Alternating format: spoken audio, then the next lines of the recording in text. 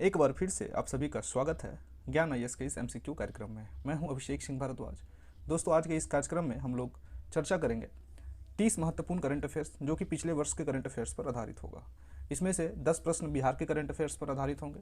तो देर न करते हुए शुरू करते हैं और देखते हैं पहला प्रश्न कह रहा है, निम्नलिखित में से इंजीनियर्स इंडिया लिमिटेड की पहली महिला अध्यक्ष कौन बन गई है? हमारा विकल्प है ए धृति बनर्जी, बी अदिति दास, सी वर्तिका शुक्ला, डी मिनी आईपे। इस सवाल का जो सही जवाब हो जाएगा विकल्प सी वर्तिका शुक्ला।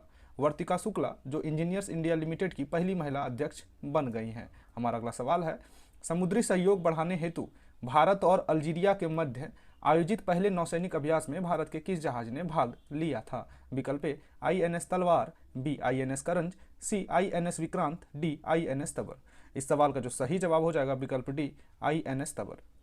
INS तबर जो कि एक भारतीय नौसैनिक जहाज है, समुद्री सहयोग बढ़ावा देने हेतु भारत और अल्जीरिया के मध्य आयोजित पहले नौसैनिक युद्धाभ्यास में इन्होंने हिस्सा लिया। हमारा अगला सवाल है, भारत का पहला राज्य जिसने real time digital flood reporting and information management system यानी FRIMS का शुभारंभ किया है, निम्नलिखित में से कौन है? विकल्प ए उड़ीसा, बी गुजरात, सी केरल, डी असम। इस सवाल का जो सही जवाब हो जाएगा विकल्प डी असम। असम वह भारत का पहला राज्य बना है जिसने real time digital flood reporting and information management system अर्थात FRIMS का शुभारंभ किया है। हमारा अगला सवाल है, बंगाल की खाड़ी में आयोजित ला पेरोज नौसैनिक अभ्यास का नेतृत्व किस देश ने किया जिसमें कि क्वाड देशों ने भी हिस्सा लिया था? विकल्प ए रूस, B Singapore, C France, D Maldives. इस सवाल का जो सही जवाब हो जाएगा विकल्प सी फ्रांस। फ्रांस वो देश है जिसने बंगाल की खाड़ी में आयोजित ला पेरोज नामक जो नौसैनिक युद्ध अभ्यास है इसका नेतृत्व किया था। आपको कमेंट में बताना है कि क्वाड जो समूह है, अंतर्राष्ट्रीय संगठन है, इसमें कितने देशों का हिस्सा है या कितने देश इसमें पार्टिसिपेट करते हैं। हमारा अगला सवाल है, हाल ही में गो ग्रीन योजना किस राज्य सरकार द्वारा शुरू की गई है? विकल्प हमारा ए गुजरात, बी मध्य प्रदेश, सी छत्तीसगढ़, डी पंजाब। इस सवाल का जो सही जवाब हो जाएगा वो है विकल्प ए गुजरात। गुजरात राज्य सरकार के द्वारा हाल ही में गो ग्रीन योजना का शुभारंभ किया गया था। हमारा अगला सवाल है, भारत का पहला कृषि आधारित सोलर प्लांट कहां पर स्थापित किया गया है? विकल्प ए आंध्र प्रदेश, बी तमिलनाडु, सी राजस्थान, डी गुजरात। तो इस सवाल का जो सटीक जवाब हो जाएगा वो है विकल्प सी यानी राजस्थान। राजस्थान भारत का वह पहला राज्य बना है जहां पर कृषि आधारित सोलर प्लांट की स्थापना की गई है। हमारा अगला सवाल है, मिस ट्रांस ग्लोबल 2021 का खिताब जीतने वाली पहली भारतीय महिला कौन बन गई है? हमारा विकल्प है ए मेघना रावत, बी पूजा सिंघल, सी श्रुति सितारा, डी अनन्या सेन। इस सवाल का जो सही जवाब हो जाएगा वो है विकल्प सी श्रुति सितारा। श्रुति सितारा मिस ट्रांस ग्लोबल 2021 का खिताब जीतने वाली पहली भारतीय महिला होने का गौरव हासिल किया है। हमारा अगला सवाल है, हाल ही में किस राज्य या केंद्र शासित प्रदेश में भारत के सबसे बड़े सुगंधित उद्यान यानी एरोमेटिक गार्डन का उद्घाटन किया गया है? विकल्प ए हिमाचल प्रदेश, बी उत्तराखंड, सी जम्मू कश्मीर, डी चंडीगढ़। इस सवाल का जो सही जवाब हो जाएगा विकल्प बी उत्तराखंड। उत्तराखंड राज्य भारत के सबसे बड़े सुगंधित उद्यान यानी एरोमेटिक गार्डन का उद्घाटन किया। हमारा अगला सवाल है, निम्नलिखित में से किस देश ने पहली बार अंतरिक्ष में सैन्य अभ्यास एस्टर एक्स का उद्घाटन या आयोजन किया है? विकल्प A America, B Britain, C France, D Canada. इस सवाल का जो सही जवाब हो जाएगा वो है विकल्प सी फ्रांस। फ्रांस देश ने पहली बार अंतरिक्ष में सैन्य अभ्यास एस्टर एक्स का आयोजन किया है। चलिए अगला सवाल देख लेते हैं। अगला सवाल है हमारा, निम्नलिखित में से किस देश ने दुनिया के पहले ऊर्जा द्वीप निर्माण करने की घोषणा की है? विकल्प A Norway, B Switzerland, C Iceland, D Denmark. इस सवाल का जो सही जवाब हो जाएगा विकल्प डी डेनमार्क। डेनमार्क वह पहला देश बना है जिसने दुनिया के पहले ऊर्जा द्वीप निर्माण करने की घोषणा की है। हमारा अगला सवाल है, किस देश ने वर्ष 2030 तक दुनिया का सबसे बड़ा पवन ऊर्जा संयंत्र स्थापित करने की घोषणा की है? विकल्प ए चीन, B Japan, C France, D दक्षिण कोरिया। इस सवाल का जो सही जवाब हो जाएगा वो है विकल्प डी दक्षिण कोरिया। दक्षिण कोरिया देश ने वर्ष 2030 तक दुनिया के सबसे बड़े पवन ऊर्जा संयंत्र की स्थापना करने की घोषणा की है।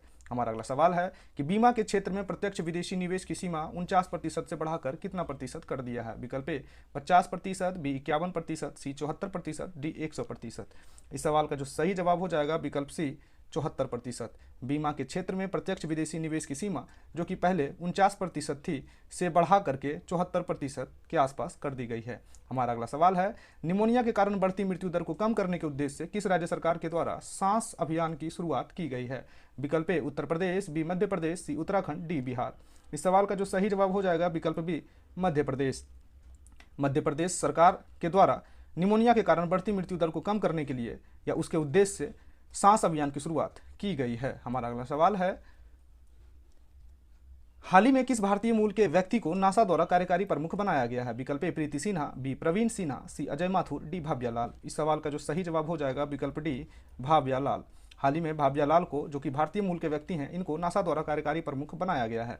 हमारा अगला सवाल है, मध्य प्रदेश सरकार ने हाल ही में होशंगाबाद शहर का नाम बदलकर क्या रखने की घोषणा की है? विकल्प ए नर्मदापुरम, बी सोनपुरा, सी गोविंदपुरम, डी इनमें से कोई नहीं। इस सवाल का जो सही जवाब हो जाएगा विकल्प ए नर्मदापुरम। मध्य प्रदेश सरकार ने अपने शहर जिसका नाम था होशंगाबाद अब बदलकर नर्मदापुरम कर दिया है। हमारा अगला सवाल है कि हाल ही में किस राज्य के प्रसिद्ध सफ़ेद प्याज और वाड़ा कोलम चावल को जीआई टैग दिया गया है? विकल्प ए मध्य प्रदेश, बी छत्तीसगढ़, सी महाराष्ट्र, डी पश्चिम बंगाल। इस सवाल का जो सही जवाब हो जाएगा विकल्प सी महाराष्ट्र। हाल ही में महाराष्ट्र में प्रसिद्ध सफ़ेद प्याज और वाड़ा कोलम चावल को जीआई टैग दिया गया है। हमारा अगला सवाल है, केंद्रीय पर्यावरण, वन और जलवायु परिवर्तन मंत्री द्वारा किस केंद्र शासित प्रदेश में अटल पर्यावरण भवन का उद्घाटन किया गया है? विकल्प ए लद्दाख, बी जम्मू कश्मीर, सी लक्षद्वीप, डी अंडमान निकोबार। इस सवाल का जो सही जवाब हो जाएगा विकल्प सी लक्षद्वीप। लक्षद्वीप में केंद्रीय पर्यावरण, वन और जलवायु परिवर्तन मंत्री द्वारा अटल पर्यावरण भवन का उद्घाटन किया गया है। अगला सवाल देख लेते हैं। अगला सवाल है, देश का पहला वन चिकित्सा केंद्र किस राज्य में खोला गया है? विकल्प ए आंध्र प्रदेश, बी मध्य प्रदेश, सी हिमाचल प्रदेश, डी इनमें से कोई नहीं। इस सवाल का जो सही जवाब हो जाएगा वो है विकल्प डी इनमें से कोई नहीं, क्योंकि वह जो राज्य है वह है उत्तराखंड। ध्यान रखेंगे, देश का पहला वन चिकित्सा केंद्र उत्तराखंड राज्य में खोला गया है। अगला सवाल देख लेते हैं। अगला सवाल है, किस राज्य सरकार ने वर्ष 2021 को शिक्षा के वर्ष के रूप में घोषित किया है? विकल्प है हमारा ए उत्तर प्रदेश, बी मध्य प्रदेश, सी जम्मू कश्मीर, डी इनमें से कोई नहीं। इस सवाल का जो सही जवाब हो जाएगा विकल्प डी इनमें से कोई नहीं, क्योंकि वह जो राज्य है वह है अरुणाचल प्रदेश। ध्यान रखेंगे दोस्तों, अरुणाचल प्रदेश राज्य सरकार ने वर्ष 2021 को शिक्षा के वर्ष के रूप में घोषित किया है। अगला सवाल देख लेते हैं। अगला सवाल है, हाल ही में प्रारंभ की गई योजना मिशन इंद्रधनुष 3.0 का संबंध किससे है? विकल्प ए टीकाकरण के विस्तार से, बी इलेक्ट्रिक वाहन के प्रयोग से, सी हरित ऊर्जा के विस्तार से, डी शिक्षा के प्रसार से। इस सवाल का जो सही जवाब हो जाएगा विकल्प ए टीकाकरण के विस्तार से। हाल ही में प्रारंभ की गई योजना मिशन इंद्रधनुष 3.0 का संबंध है टीकाकरण के विस्तार से। अगला सवाल है, यहाँ से जो 10 प्रश्न हैं वो बिहार के करंट अफेयर्स पर आधारित होंगे, तो देर न करते हुए देखते हैं पहला प्रश्न। बिहार से रिलेटेड पहला प्रश्न है, बिहार के किस जिले के निवासी शुभम कुमार ने देश की प्रतिष्ठित सिविल सर्विसेज परीक्षा यूपीएससी 2020 में शीर्ष स्थान हासिल किया है? विकल्प ए जमुई, बी कटिहार, सी पूर्णिया, डी भागलपुर। इस सवाल का जो सही जवाब हो जाएगा विकल्प बी कटिहार। शुभम कुमार जो कि यूपीएससी रैंक 1 2022 में उन्होंने शीर्ष स्थान हासिल किया है, इनका संबंध जो है कटिहार जिले से है, बिहार के कटिहार जिले से। हमारा अगला सवाल है कि बिहार के किस महिला ने भारत के सबसे कम उम्र की स्काई ड्राइवर बनने का गौरव हासिल किया है? विकल्प ए नीतू राज, बी कविता शर्मा, सी सुष्मिता कुमारी और डी अनामिका शर्मा। तो इस सवाल का जो सही जवाब हो जाएगा वो है विकल्प डी अनामिका शर्मा। अनामिका शर्मा बिहार के सबसे कम उम्र की स्काई ड्राइवर बनने का गौरव हासिल कर। बिहार के किस व्यक्ति को साराभाई अध्यापक वैज्ञानिक राष्ट्रीय मानव पुरस्कार 2021 प्रदान किया गया है? विकल्प ए आनंद कुमार, बी के शुक्ला, सी के श्रीवास्तव, डी ज्ञान सर। इस सवाल का जो सही जवाब हो जाएगा विकल्प ए आनंद कुमार। आनंद कुमार जो कि बिहार से संबंधित हैं, इनको साराभाई अध्यापक वैज्ञानिक राष्ट्रीय मानव पुरस्कार 2021 से प्रदान किया गया है। हमारा अगला सवाल है, विश्व हिंदू रक्षा संगठन द्वारा हाल ही में बिहार के किस जिले में रोटी बैंक का शुभारंभ किया गया है? विकल्प ए अरवल, बी पूर्णिया, सी जहानाबाद, डी सीतामढ़ी। इस सवाल का जो सही जवाब हो जाएगा विकल्प बी पूर्णिया। विश्व हिंदू रक्षा संगठन द्वारा हाल ही में बिहार के पूर्णिया जिले में रोटी बैंक का शुभारंभ किया गया है। हमारा अगला सवाल है, हाल ही में बिहार की किस महिला को पद्मश्री पुरस्कार दिया गया है? विकल्प है ए दिलारी देवी, बी निधि त्रिवेदी, सी भावना कंठ, डी अनीता सिंह।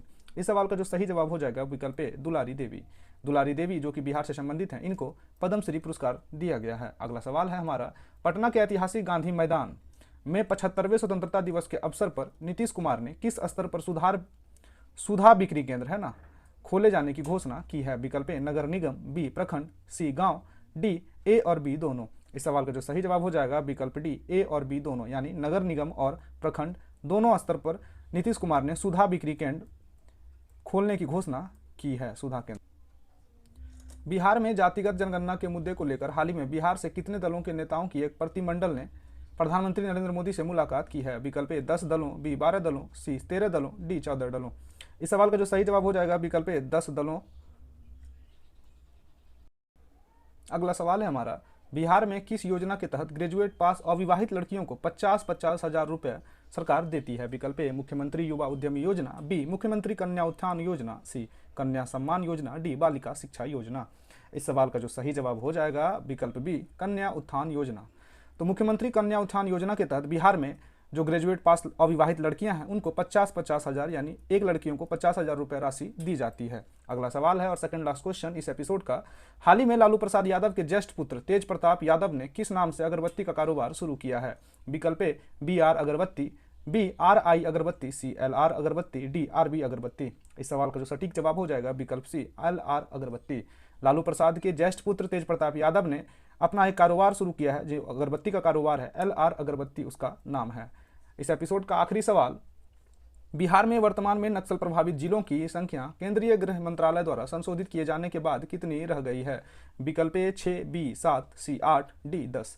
इस सवाल का जो सही जवाब हो जाएगा वो है विकल्प डी 10। आपको बताना है ये 10 जिले कौन कौन से हैं। तो इस तरह से हमने 30 महत्वपूर्ण करंट अफेयर्स के क्वेश्चंस को डील किया है जो कि आगामी परीक्षाओं के दृष्टिकोण से बेहद महत्वपूर्ण है। इसमें से 10 प्रश्न बिहार के भी करंट अफेयर्स से हमने रखा है। इस तरह से हम लोग 20 एपिसोड में पूरे करंट अफेयर्स जो कि पिछले 1 वर्ष पर आधारित होंगे कवर करने का प्रयास करेंगे। तो ज्ञान IAS के साथ जुड़े रहें, चैनल को लाइक, सब्सक्राइब और कमेंट करना ना भूलें। धन्यवाद, मिलते हैं अगले एपिसोड में, तब तक पढ़ते रहिए, मस्त रहिए।